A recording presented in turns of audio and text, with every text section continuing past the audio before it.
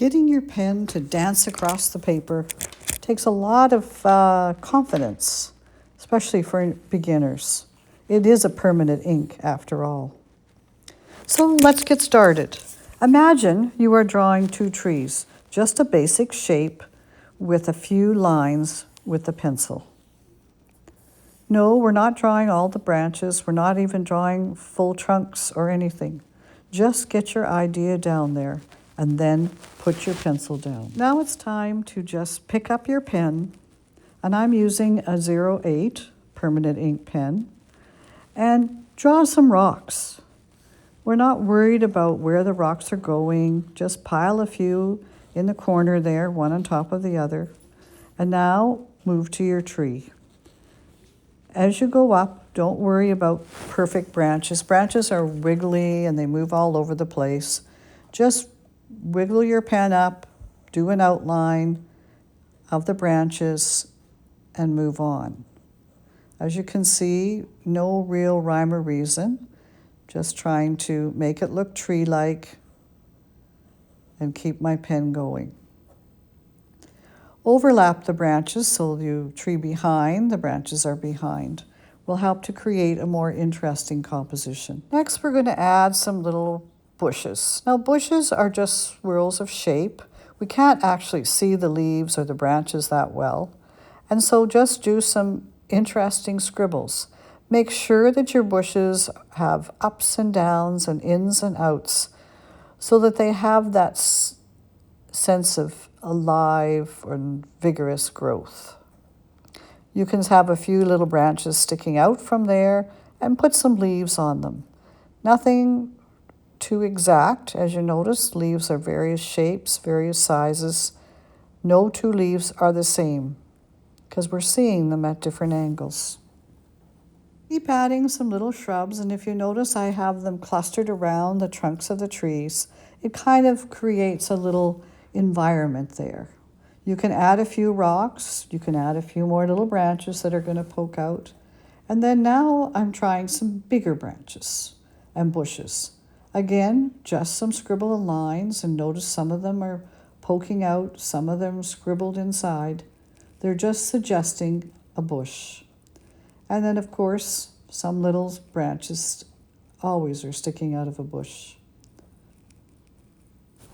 Go back to your trees now that you're feeling a little more confident with your pen work, and just start going up the lines inside the trunks, creating another line inside. You can see that if you're not happy with the thickness of your trunk, you can add another layer outside, or you can keep all those little extra lines inside.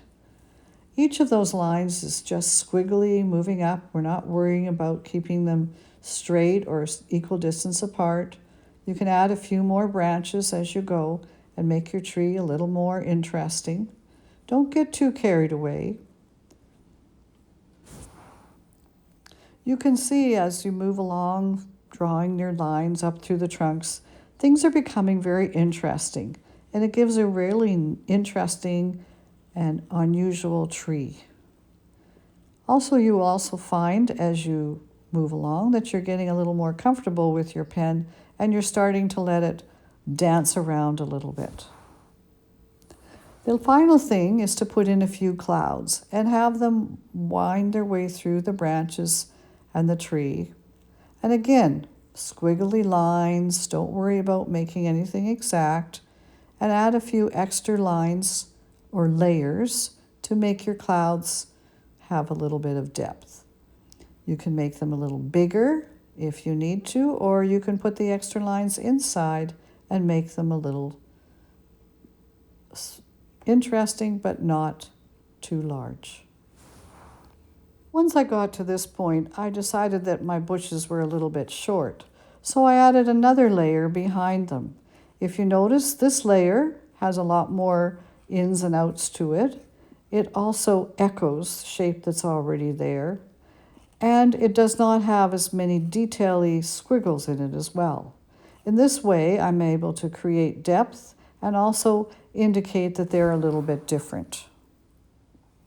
Now the fun begins. Get your paints and mix up a nice gray, not too dark, not too light, and put in some of the gray shadows. I pretended my light was coming from the left, and so I put some shadowy parts on the right side of my tree. I'm not going to paint everything in exactly. I'm just going to loosely paint it and leave lots of white spaces. Looking for some shadows around the rocks, maybe where some shadows might be in the bushes, and of course along the pathway there. Just give a few lines that suggest that. The back sides of most of the branches are going to be in the shadow as well, but I'm not going to do every branch, and I'm not going to do all of each branch. Once I've done the shadows, now I'm putting in a bit of blue for the sky. Again, leave some white spots. Don't worry about filling in each detail, and just add some color of blues around your clouds and around your branches, keeping it light and loose and keeping some white spaces in there.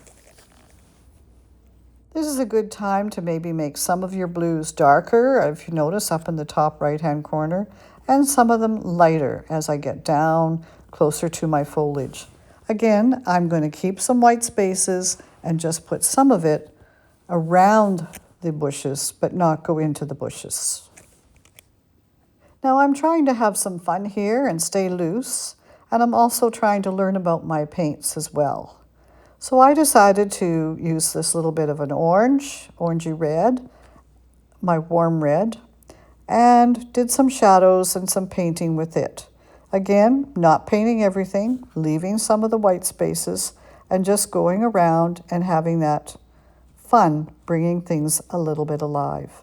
I am thinking about which areas would be darker than others and which areas would be lighter. And you're done. I have some other ideas for things to do to get that pen dancing across the paper. See my next video. Wendy teaches outdoor sketching classes in the summer, and she teaches in her studio and online throughout the year. Wendy produces original work in pencil and in watercolor. She completes commission work, particularly pet portraits, and produces cards and prints from some of her work.